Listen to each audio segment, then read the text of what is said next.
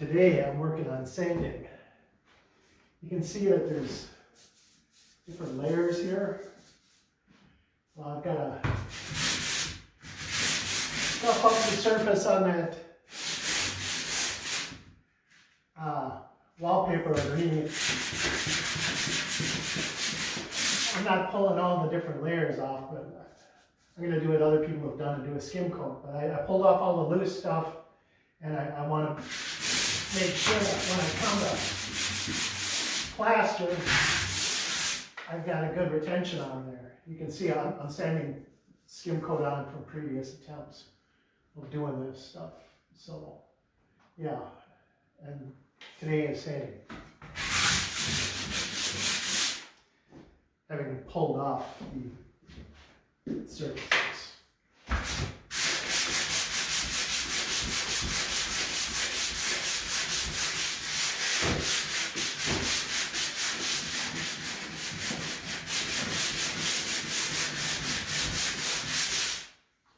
Doesn't take a lot, I just need to scuff it up so when I come in here with the plaster I can go over it and it's got a rough surface and there's nothing that's going to prevent it from grabbing hold like plastic. So that's the plan for today. Real boring stuff, so I won't bore you with it any longer. Catch you in the next segment. Hi, today I'm going to start plastering, and I got myself some what you would call it, some all-purpose, which is basically a sheetrock taping plaster. I got a 5-gallon bucket because go big or go home. I have my pallet, which is basically just a plate with a handle on it. You can use a board. I've made plenty of pallets in my day.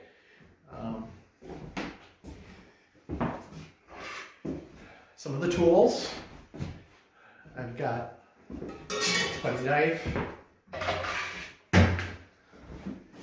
and my 10-inch blade. I prefer a 10-inch blade for finishing, and I'll use a small blade for putting down stuff or for taking stuff out of the bucket.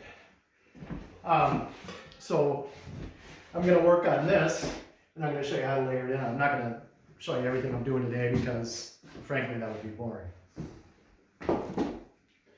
So I start with, I don't know, a fairly good portion of plaster, like this, and I know what the consistency is. Right now it's pretty heavy and I want it to be thinner. So I'll take a handful of water and drip some water on it and work that in. Yeah, that's a lot smoother.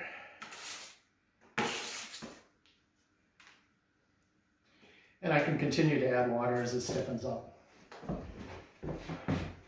So basically I use the small knife to just lay out and lay in material. I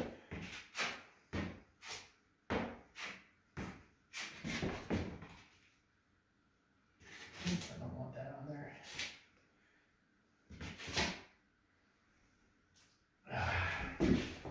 When that happens, I didn't do a good enough job of cleaning as I thought I did. That's okay. No harm, no foul.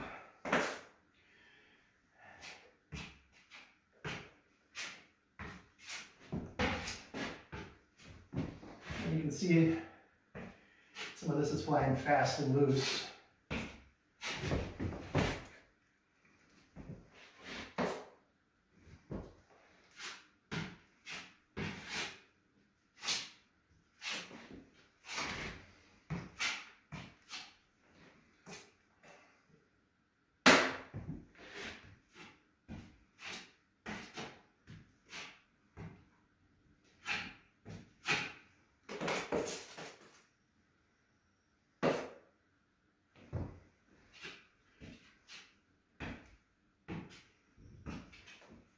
Basically, wherever you have a seam, you want to work it on either side of the seam so that you're not starting out at the seam, because that's just going to leave a scar. You want to feather.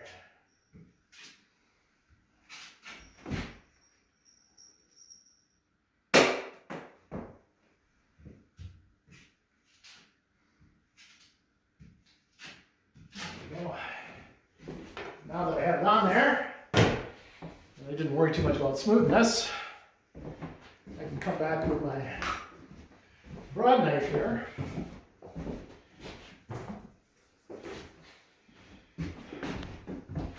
And just finish it.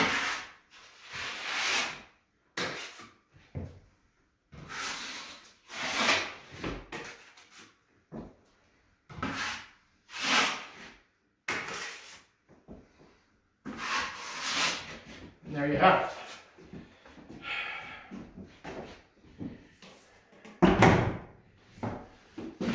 And if you'll notice, I got a couple of little goobers here.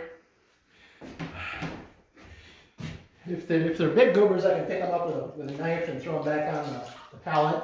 If they're little goobers, I can wait for them to dry and crack off, or I can just wipe them off with a wet towel. It's all water soluble. It's easier to clean up while you're doing it. Well, that wasn't mine. Or it was. Then afterwards, because you don't want to have to sand them. So that's basically what I'm going to be doing. And it's better to do thin coats, because then it doesn't shrink as much and it doesn't crack.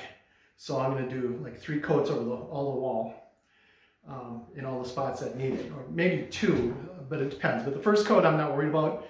There's going to be sanding involved. There's some deeper crevices that need to get filled and built up. And those, you don't want to put them on too thick, because then it contracts when it dries, because there's a lot of moisture in there and it cracks. So in order to get a good set, you want to go thin and you want to build up many layers.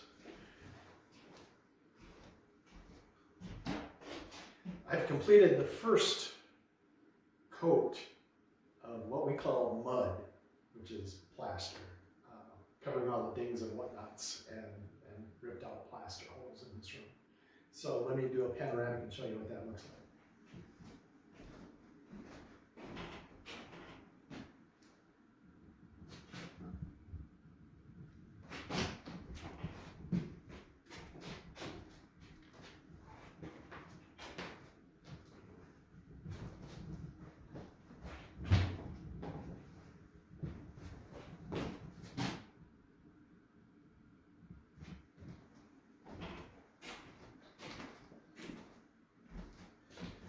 Okay, my next step is going to be to sand this all down and apply a second coat and get it as smooth as possible. And there are a few areas where I'll probably have to do a third coat and a little touch up before we get to paint. So that's coming up. All right, I'm going to do another panoramic view here.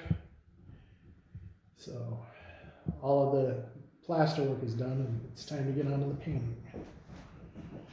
So here you can see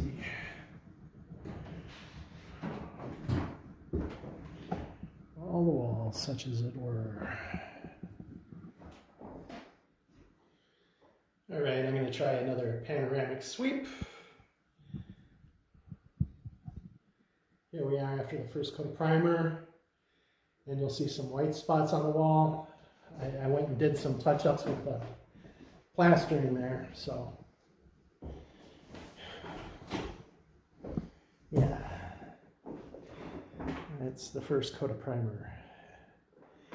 And I'm doing a second coat because there's some bleed through and whatever, and I want to have a really good job, and I can take the time to do that.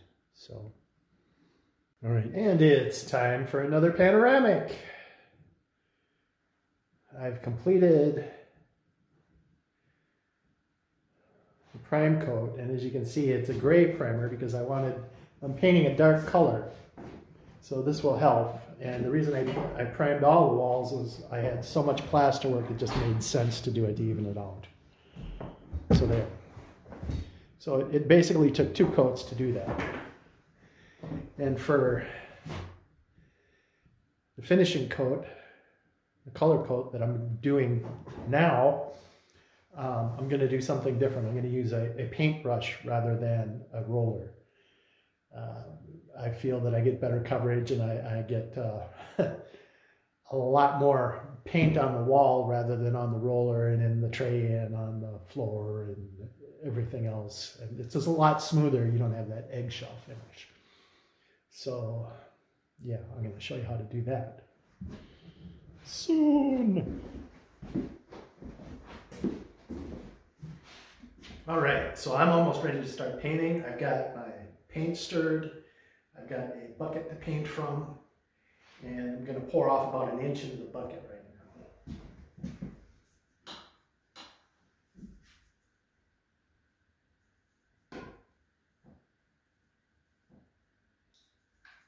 now. Okay, use the brush to clean up the edge of the can, because I didn't use a hand pour spout. Now, when you're painting a wall with a brush as opposed to a roller, there's a couple of techniques I want you to know. First is have a smaller portion of paint, something that's easy to carry around. Second is you load up the tip of the brush and you tap it on the sides of the can. That way any excess is gone and it won't run. Some guys start at the top because if there's any drips, they can catch them on the way down. Some guys start at the bottom and work their way up, and they catch the drips as they go along. Basically, you can start anywhere.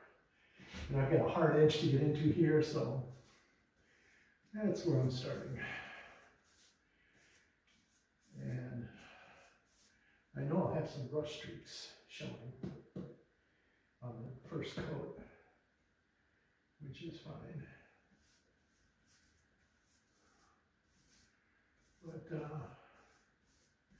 one of the things I want to do is make sure that I get it in all the little crevices and whatever, because it won't work perfect. And then I can lightly feather out on top to smooth the coat, so I'm not seeing brush strokes anymore as I'm going along. And that way I can cut in as I'm going. I don't use a lot of tape. I have it on the bottom of the baseboards here in order to catch any kind of a drip that's going down, and yes, I did start with a roller, but I didn't like the fact that I was using so much paint. So I am going back to the tried and true method of using a brush. And I'm going to show you what that looks like after the first coat.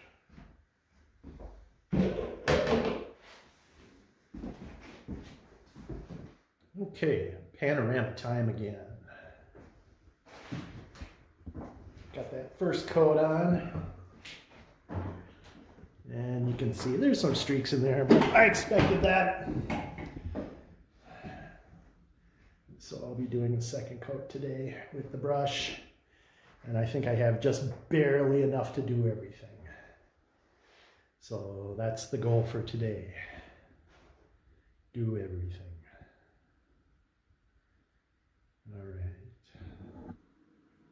All right. So here we are after the final coat.